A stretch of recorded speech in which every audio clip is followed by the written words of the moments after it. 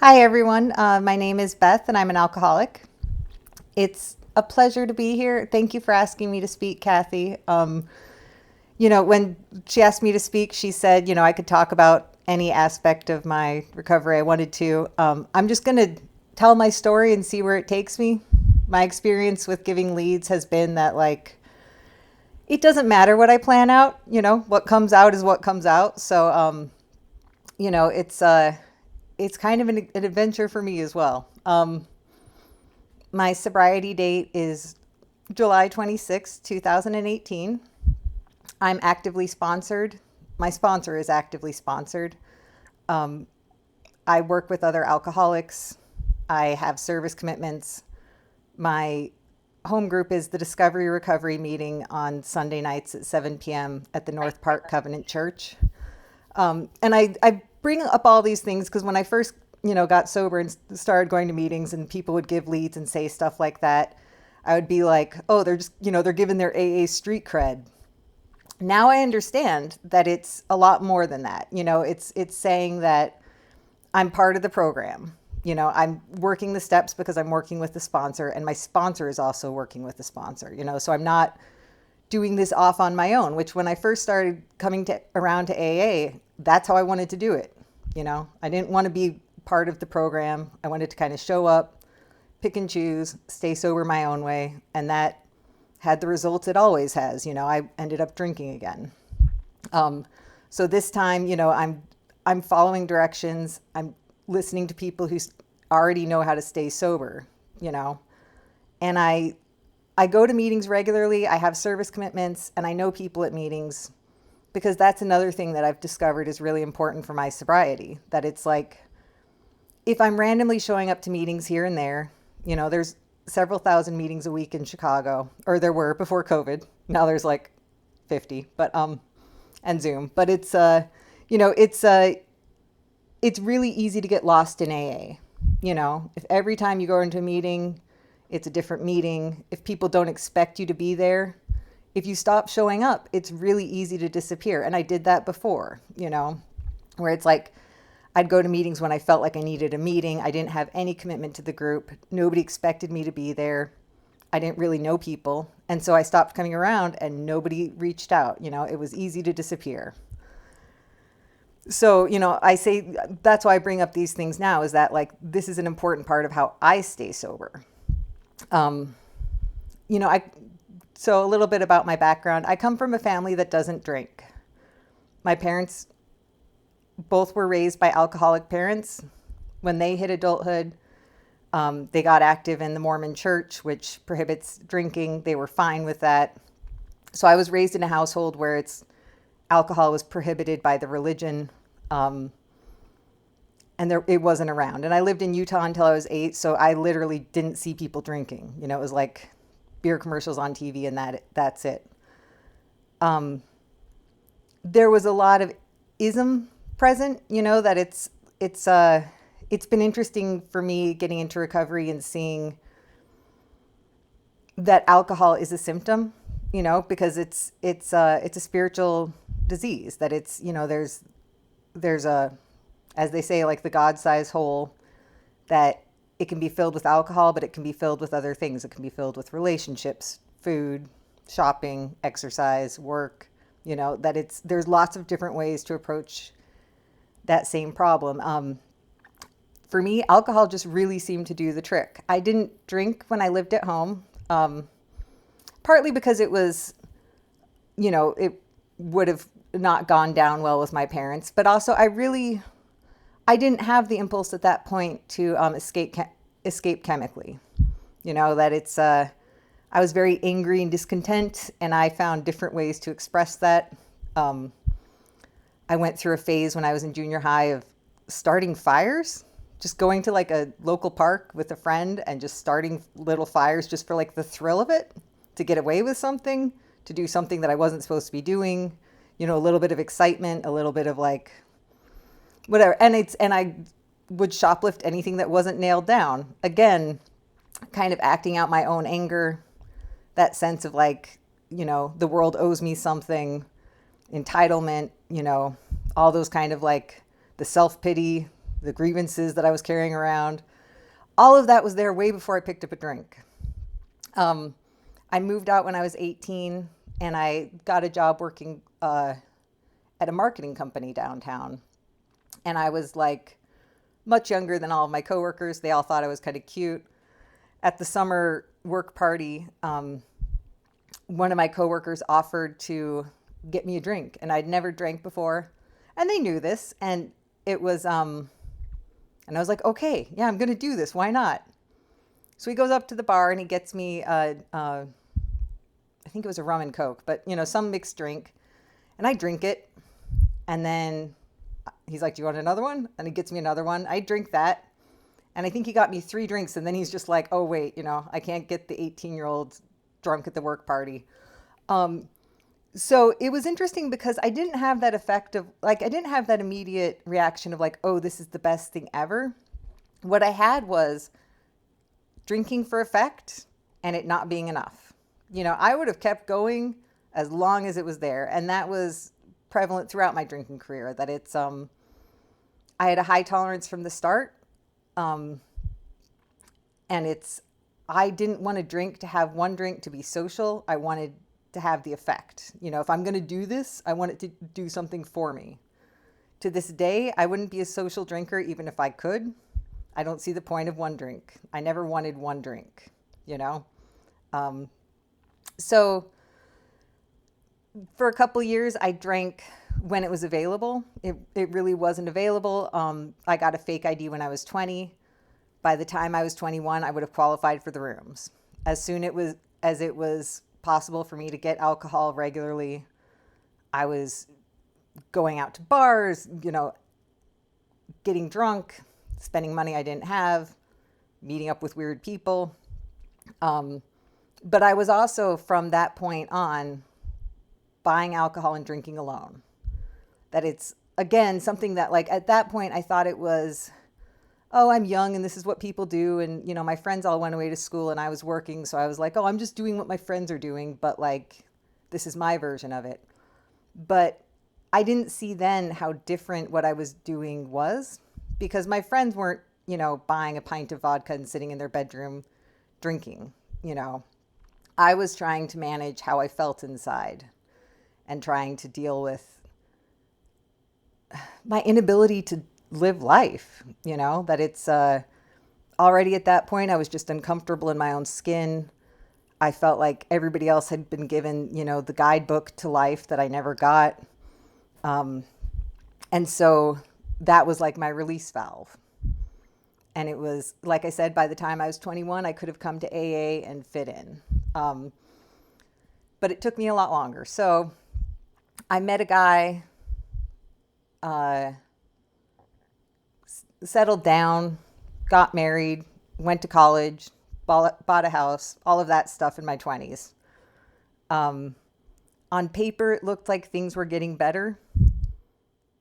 In reality, my drinking just changed.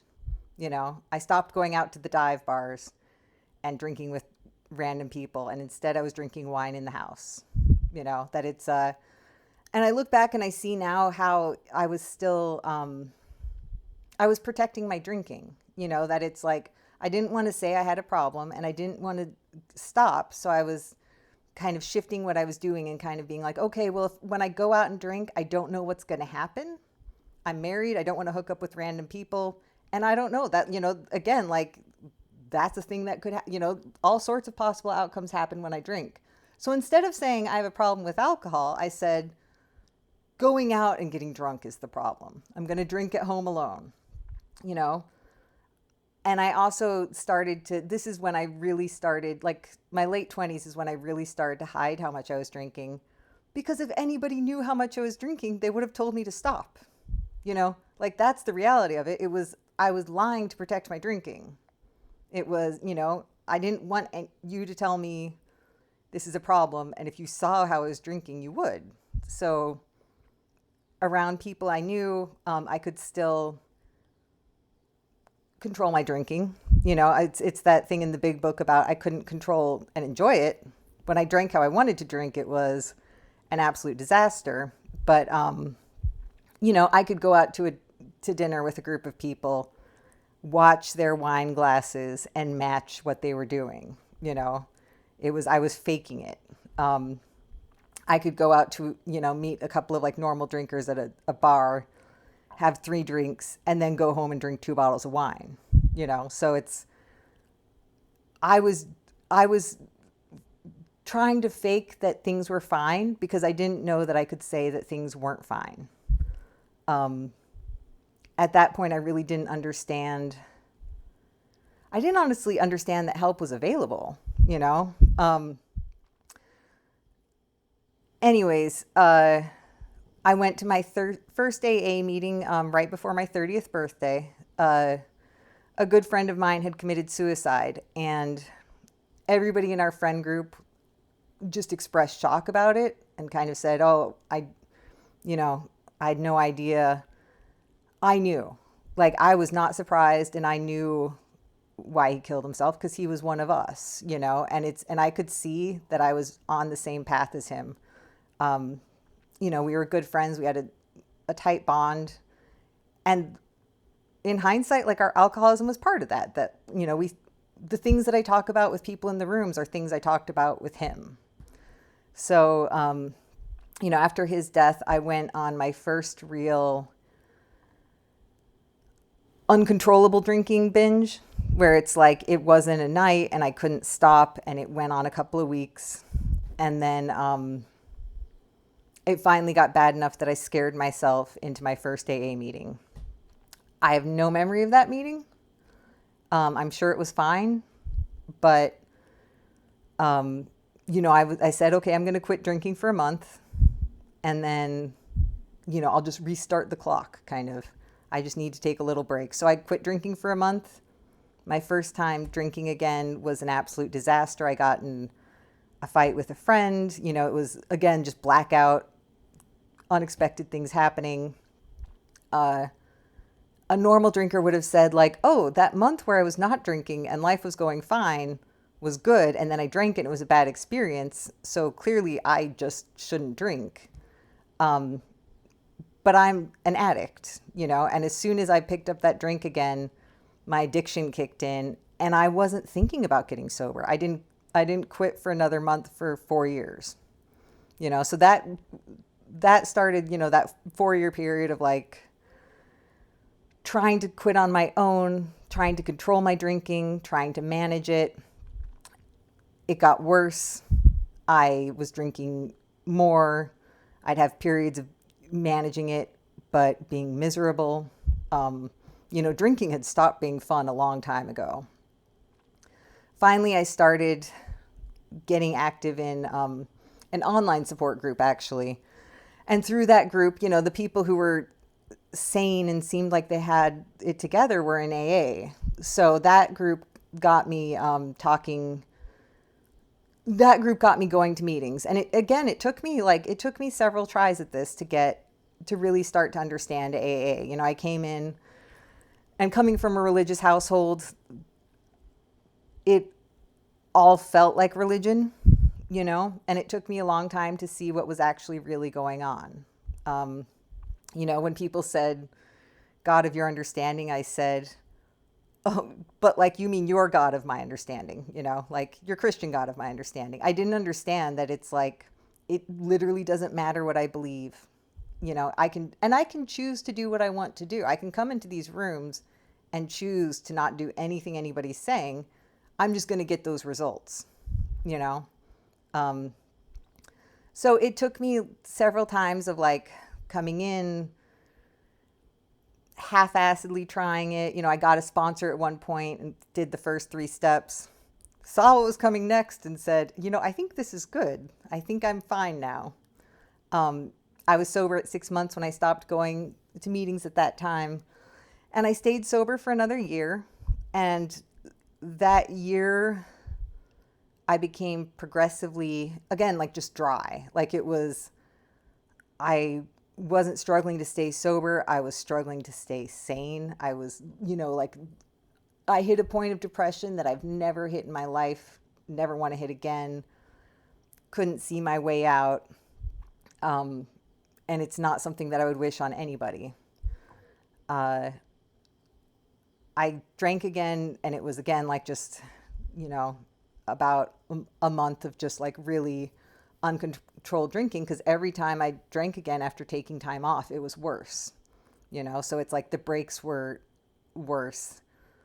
I was drinking heavier. It took, you know, at that point, it basically was just like I would get a funnel and just funnel alcohol into me until I passed out. And then I would wake up and do it again. You know, it was like there was no semblance of anything resembling normal drinking. And it was that really like pitiful and incomprehensible demoralization where it was like, I knew I was an alcoholic. I knew it wasn't going to get better. I knew I was never going to be a normal drinker. And I was drinking anyway because I didn't see any other option. So at that point, I switched to medical marijuana, which was medical in the sense that I was using it to treat my alcoholism. Did that for a year and a half. Learned a lot about my addiction because I learned that my alcoholism will use whatever it can to get a foot in the door. You know, I was not comfortable being sober. I was not comfortable being in my own skin. I didn't know how to live life. And I knew I couldn't drink anymore. So I just switched substances. I didn't like pot, which is the funny thing. And I wasn't addicted to it. But my alcoholism was still present in exactly the same way. I still couldn't control my use. You know, I'd still do it when I said I didn't want to. And it was like, you know, I was a blackout drinker. Being a blackout pot smoker is not a good look. It created other problems in my life. So that's what really brought me to my knees. A year and a half of that, and then hitting a point of realizing, you know, I just had that moment of clarity. And I'd had several moments of clarity during that relapse where it was, you know, the waking up in the morning like I should go to a meeting. And it's that thing with moments of clarity. If you don't capitalize on them, they disappear, you know? So this time I had that moment of clarity. And for the first time in my life, I hit my knees and I prayed like I meant it. You know, when I was a kid, I prayed and I tried to believe in it, but it was the religion. Again, I was praying to this God that was punishing and sort of like trying to find ways to punish me. That's the first time I asked for help. And that's the first time I knew if I didn't get help, this was going to kill me. You know, I could see that this was just going to take everything away from me and then it was going to kill me. So I prayed. I went back to meetings. I got a sponsor and I started really throwing myself into this. You know, anything that anybody said, they said get phone numbers and call random people.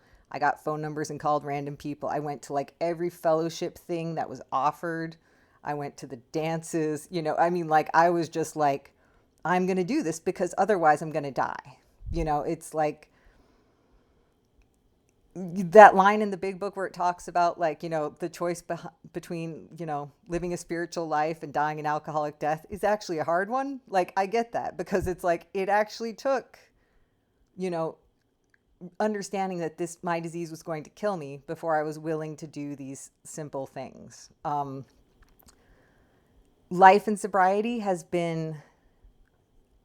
it hasn't been cash and prizes, but it's been beautiful, you know, that it's like, it's one of those things that like, yeah, I got sober and I was like, oh, you know, I'd like a boyfriend and a good job and like, you know, all these things. And like, that didn't happen. I'm still waiting on both of those things. But, you know, what's happened is that I've found real meaning and value in my life. I love myself. There are people in my life who I can be honest with and who I know love me unconditionally. You know, like I've got friends in the program who I can talk to and I can say all the crazy things that are really happening inside. And they're like, oh yeah, I'm with you. I get it. You know, there's no judgment. I don't have to be perfect to be loved. I can make mistakes. And I do even in sobriety, and that's okay. I find a lot of value in service work and talking with other people and kind of trying to help out newcomers. That's become really meaningful for me, and it brings me a lot of like real joy. You know, I find real happiness in my life and contentment in a way that I didn't, you know, it's I thought that everybody else was faking it. You'd see like kind of other people living their normal lives, and it's just kind of like, oh, how do they do it? Aren't they miserable all the time secretly? And then I understood that it's like, oh no, but like this is just the path that I found meaning and happiness in, you know. Um, Again, it took almost dying an alcoholic death to get here, but I'm here. And I realized when I got sober this time around that either I grow old in AA or I don't grow old. And it's that's not a life sentence anymore, that it's like having this as part of my life is a real joy. And I'm really, again, like a grateful alcoholic, because I'm grateful that it brought me here. So I think that's about it. And I'm grateful to be here. Thanks